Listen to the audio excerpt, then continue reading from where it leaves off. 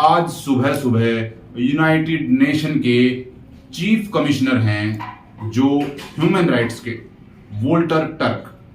उन्होंने भी बिल्कुल उसी तहजीब में जिस तरह से राष्ट्रपति जो बाइडेन ने कहा, उन्होंने भी उन्हीं मुद्दों को रखा कि हमारे जो दिल्ली में कार्यालय हैं उनमें लगातार इस तरह की खबरें हमारे पास पहुंचती रहती हैं कि किस तरह से मानवाधिकार का उल्लंघन किया जा रहा है, अधिकारों का, और किस तरह से अल्पसंख्यक तबके को दबाया जा रहा है। उन्होंने बिल्कुल सटीकता से उसका जिक्र करते हुए भी बताया, यूनाइटेड नेशन के मानवाधिकार आयोग के जो अध्यक्ष हैं वोल्टर टर्क, उन्होंने साफ साफ जगहों तक का जिक्र किया है भारत में। उन्होंने साफ साफ कहा है कि हरियाणा के जो मुख्य क्षेत्र गुरुग्राम जो साइबर सिटी है वो और नूह, इनमें किस तरह से दंगों को वो रूप दिया गया जिससे सीधा सीधा जो टारगेट था वो अल्पसंख्यक समाज था और अपनी भड़ास उन पर निकाली गई। और ये यूं ही नहीं हुआ, उन्होंने इस बात का भी जिक्र किया कि कैसे उनके प्रति विचार और भड़काऊ भाषण दिए जाते हैं, कैसे लोगों को उकसाया जाता है हेट स्पीचेस के द्वारा, और फिर आम जनता को इसका खामियाजा भुगतना पड़ता है। और इसके बाद उन्होंने जिक्र किया उस चीज का जो पिछले 90 या लगभग 100 दिनों से चल रहा है, हमारा एक राज्य मणिपुर। उन्होंने इसमें बताया कि कैसे जातिवादी भावना और जो भड़काऊ भाषण दिए जाते हैं और धार्मिक भावना, मणिपुर में भी वैसे ही लोगों का नरसंहार पिछले 100 दिनों से हो रहा है, लेकिन सरकार ने उस पर किसी भी तरह की कोई भी सुध नहीं ली है। तो इससे मोदी सरकार को क्या सीखने को मिलेगा या क्या सबक मोदी सरकार चाहती है, जब अंतरराष्ट्रीय स्तर पर भी इतने बड़े बड़े मुद्दों को उछाला जाता है और सीधे तौर से ये कह दिया जाता है उंगली करके कि इस जगह पर ये भड़काऊ कार्य हुए हैं, जो घटनाएं हुई हैं उनको दर्शाया जाता है मानवाधिकार आयोग के द्वारा। और उन्होंने ये बताया कि कैसे भारत में भी जो उनके कार्यालय हैं उनमें लगातार हर तरह की अपडेट उनको मिलती रहती है, लेकिन वे मंच पर आकर तब बोले जब बिल्कुल अति हो चुकी थी।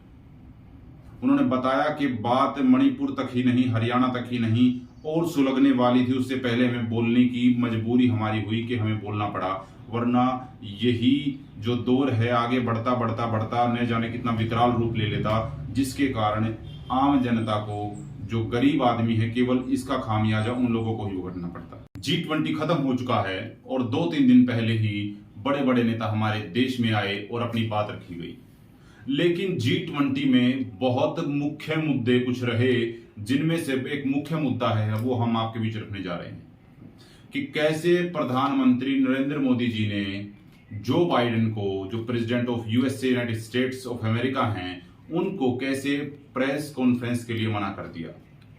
उन्होंने अपनी उसी ही तहजीब में कह दिया जिस तहजीब में वे पहले चुनाव प्रचार में कहते आए हैं कि न खाऊंगा न खाने दूंगा, तो न प्रेस कॉन्फ्रेंस करूंगा और न करने दूंगा। ये जब देखने को मिला जब अमेरिकी पत्रकार और अमेरिकी राष्ट्रपति तैयार थे, लेकिन नरेंद्र मोदी जी ने अंतिम मुहर उनकी लगनी थी और उससे मना कर दिया। लेकिन जिसको जो करना होता है, जैसे नरेंद्र मोदी जी को प्रेस कॉन्फ्रेंस जिस तरह से नहीं करनी थी तो उन्होंने नहीं की, और यदि जिस तरह से राष्ट्रपति जो बाइडेन को प्रेस कॉन्फ्रेंस करनी थी तो उन्होंने की, लेकिन स्थानों का फर्क रह गया। जैसे नरेंद्र मोदी जी ने भारत में नहीं की, तो वैसे ही यहां से सीधे वियतनाम अमेरिकी राष्ट्रपति गए और वहां जाते ही उन्होंने प्रेस कॉन्फ्रेंस की, और प्रेस कॉन्फ्रेंस में वही मुद्दे जो यहां पर वे उठाना चाहते थे, वही मुद्दे वहां पर उठाए गए। असहिष्णुता और मानवाधिकार, कैसे इंटॉलरेंस और ह्यूमन राइट्स के ऊपर बहुत ज्यादा भड़काऊ भाषण और लोगों की मानसिकता जो सोच देखी जा रही है। लगातार वहां पर प्रेसिडेंट जो बाइडेन ने इन्हीं मुद्दों को रखा,